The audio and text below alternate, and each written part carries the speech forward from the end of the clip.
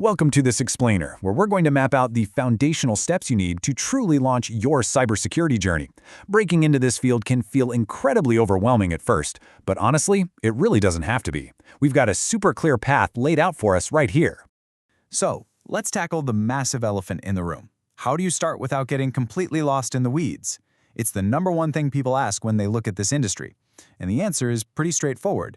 You have to avoid the most common beginner mistake of jumping straight into advanced hacking techniques without actually understanding the underlying systems first. I mean, you wouldn't try to pick the lock on a door if you didn't even know how a doorknob worked, right? Today, we're going to fix that by building a real, rock-solid foundation. Here's our roadmap for today. First, building core IT fundamentals. Second, operating systems and scripting. Third, core security concepts. Fourth, hands-on learning platforms. Fifth, industry certifications. And finally, a 5-week action plan to get you moving. Section 1. Building core IT fundamentals. Before you can even think about defending or attacking a system, you have to follow this progression. Step 1 is tech fundamentals. You simply have to understand how computers actually communicate, process data, and execute code before you can ever move on to security concepts, those fun hands-on platforms, and eventually your certifications. So let's look a bit closer at that very first step. Networking is absolutely the crucial first piece of the puzzle, and that's because almost every attack and defense vector flows through a network. You've got to understand the OSI and TCP IP models, basically how data actually travels across those different layers. You also need a really firm grasp on IP addressing and subnetting.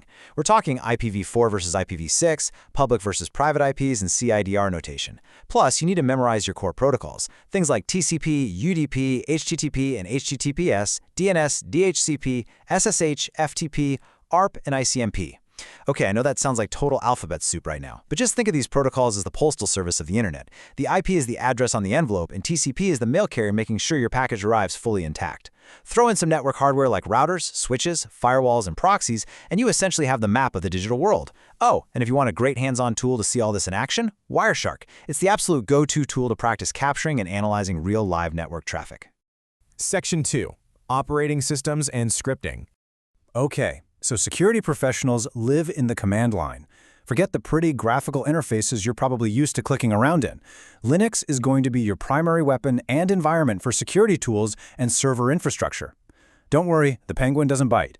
But your focus here really needs to be on the Linux file system hierarchy, file permissions like chmod and chown, package management, bash scripting, and understanding system logs.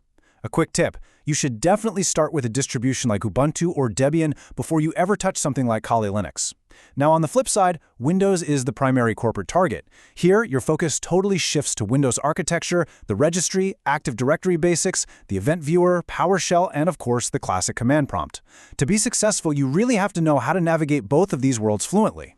And navigating those worlds efficiently, well, that requires a little bit of coding. Now, take a deep breath. You absolutely do not need to be a full-stack software developer to succeed here. But reading and writing basic code is just essential for automation and for actually reading exploits. Python is the absolute gold standard scripting language for cybersecurity. You're going to use it for automation scripts, web scraping, socket programming, and reading inputs and outputs. Meanwhile, Bash for Linux and PowerShell for Windows are your everyday essentials for interacting directly with those specific systems. Trust me, getting comfortable with these languages will save you literally hundreds of hours of tedious, manual work down the road. Section 3. Core Security Concepts.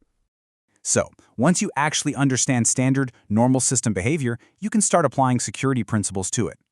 Every security professional needs a solid framework, and the CIA triad is the foundational lens through which literally all of cybersecurity is viewed: confidentiality, integrity, and availability.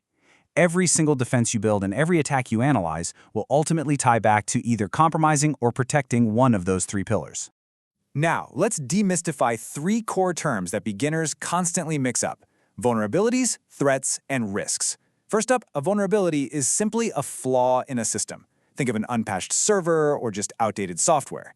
Second, a threat is an entity that could actually exploit that vulnerability.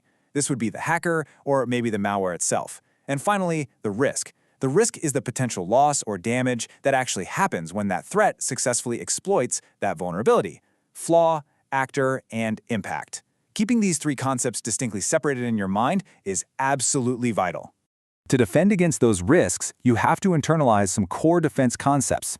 Right at the top of the list is the principle of least privilege. This just means giving a user the absolute bare minimum access they need to do their job and nothing more, period. Next is defense in depth, which is all about layered security. Think of a medieval castle. You've got a moat, high stone walls, and armed guards. If one defense fails, another one is right there behind it. You also really need to understand the stark difference between authentication, which is proving who you are, and authorization, which is what you are actually allowed to do once you're inside. This brings in concepts like multi-factor authentication and role-based access control. Finally, get a solid grasp on encryption basics, specifically understanding symmetric versus asymmetric encryption and knowing the crucial difference between hashing and encryption. Section 4. Hands-on learning platforms. Because reading about swimming won't keep you from drowning, right? Practical application is where cybersecurity skills are actually built. These interactive platforms are exactly where you start building that real, vital muscle memory. TryHackMe is brilliant for complete beginners. They have incredibly well-guided paths, specifically the pre-security and complete beginner tracks. Hack the Box Academy is another fantastic resource for step-by-step modular learning. That one will take you from a total beginner all the way up to advanced levels. And my personal favorite to recommend? Over the Wire, specifically the Bandit track. It's this highly energetic, really fun, text-based war game specifically designed to teach you Linux command line commands by having you basically hack your way from level to level. I cannot recommend it enough.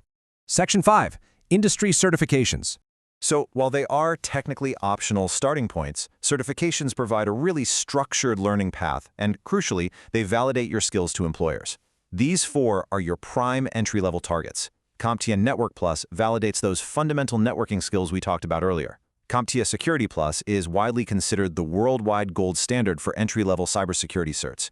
If you're only going to get one, this is usually the one you want to aim for first. The Google Cybersecurity Professional Certificate is a super solid introductory option for total beginners just trying to get a lay of the land. And the Junior Cybersecurity Analyst, or EJPT, is fantastic if you want to focus heavily on hands-on, highly practical penetration testing basics. Section 6. 5-week action plan. Get ready to take some notes because this is your exact step-by-step mission for the next 5 weeks.